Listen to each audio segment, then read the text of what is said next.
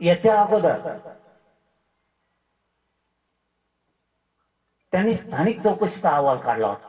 बघा सगळेजण डोळ्यासमोर आठवून मराठ्यांना किती वेड्यात काढायचं.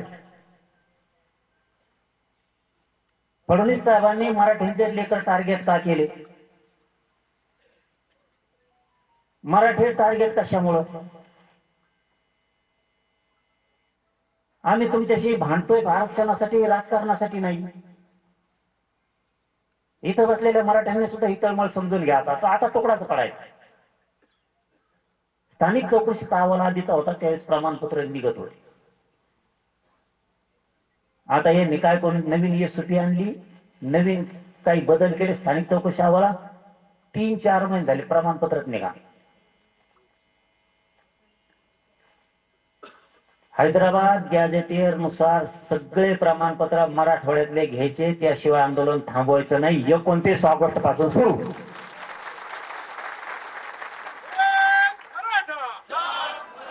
तुम्ही जसा लाखो करोडोंनी वेळ दिला,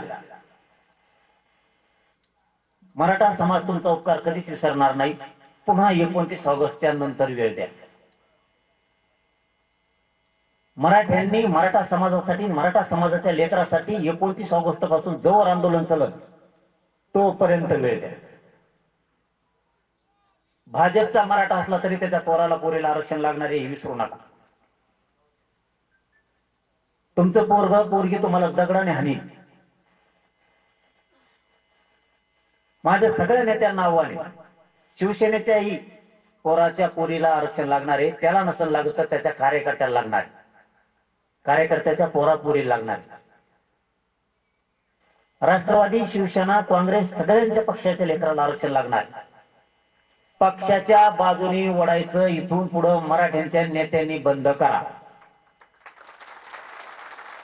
आरक्षणापुरतं तुम्ही तुमच्या पक्षाच्याच बाजूने ओढा. आरक्षणाच्या विषयात एकाही मराठीच्या नेत्यानं, मंत्र्यांनी बोलायचं नाही.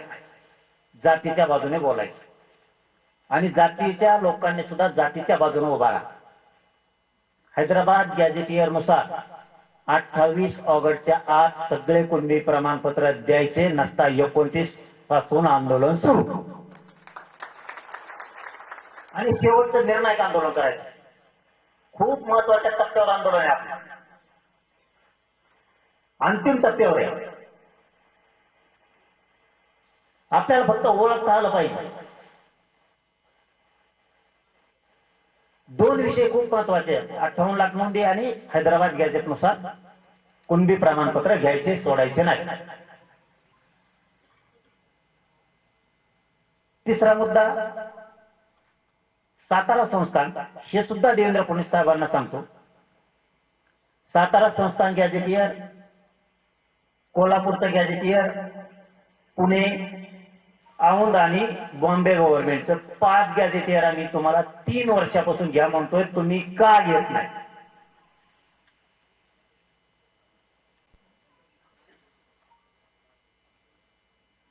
हे सुद्धा देवेंद्र फडणवीस साहेबांना आमचा सवाल आहे की तुम्ही हे 5 गॅझेटियर का घेत नाही? मराठा समाज तुम्ही का सरकारनं टार्गेट केला? मराठा समाजाचे लेकर कशामुळे तुम्ही टार्गेट केले सरकारनं? त्या दोनही उपमुख्यमंत्री सुद्धा आले, पुन्हा त्यांच्यातला त्याला सुरू व्हायचं. फडणवीसचं नाव घेतलं, त्या दोनाचं घेतलं नाही. तुमच्या श्रेयवादाच्या लढाईत मराठ्यावर समजून घ्या, यांच्या श्रेयवादाच्या लढाईत मराठ्यांचा बळी चाललेला आहे.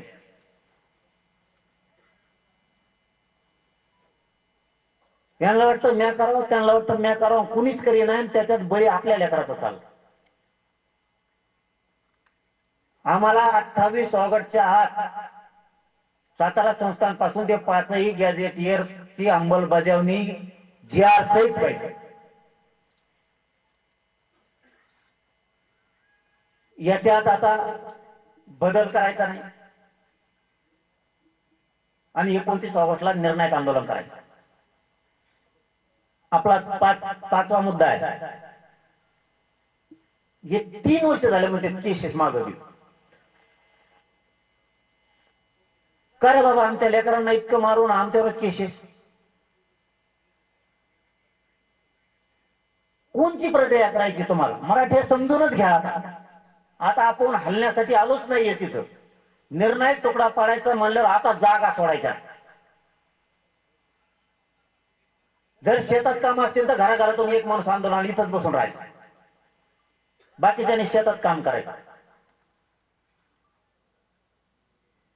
आपल्याला आपल्या समाजाला कायमचं आता मिळून द्यायचं. 29 ऑगस्टला मराठ्यांची एक बी मागणी मागत व्हायची नाही, म्हणून म्हणतोय शांत चित्तानं ऐकून घ्या. करायचंय काय काय. 3 वर्ष झालं आपल्याला म्हणते ते केसेस मागवली, हल्लं त्यांनी केसेस आपल्या.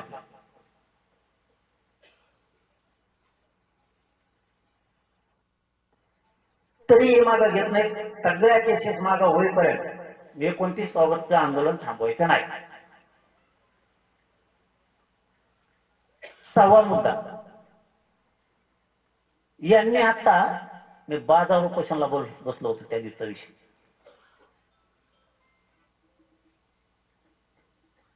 ओबीसीच्या सगळ्या सोयी सवलती सुविधा मराठ्यांना लागू केल्या. मी त्याच वेळेस सांगितलं होता